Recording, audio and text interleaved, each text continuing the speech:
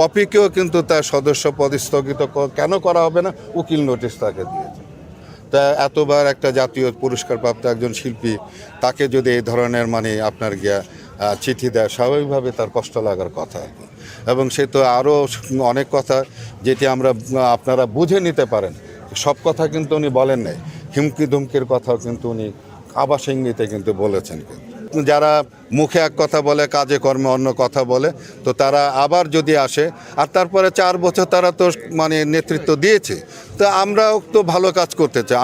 ভালো কাজ করা তো একটা নেকের বিষয়, সওয়াবের বিষয়। তো সেই সওয়াবকে আমরা কামাবো না, শুধু একজনেই খালি কামাবে?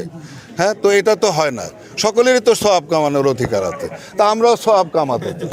তারপরে যেমন তারা বলে যে শিল্পীদের পাশে থাকাই হলো গিয়ে শিল্পী সমিতির কাজ, কিন্তু আমরা বিগত দিনে যেটি দেখেছি যে আমাদের কোনো শিল্পীর নামে একটা এলিগেশন এসেছে, সেই এলিগেশনের পরিপ্রেক্ষিতে তার সদস্যপদ মানে আপনাকে স্থগিত করেছে। বিচারের আগে তার ব্যাপারে যদি ব্যবস্থা নেওয়া, তাহলে এটা তো একটা এভিডেন্স হয়ে গেল যে সে মানে আপনি তাকে দোষী হিসাবে আপনি, হ্যাঁ, এটা তো কোর্টের কাছে একটা দোষী হিসাবে একটা অ্যাপ্রুভ মানে হয়ে গেল।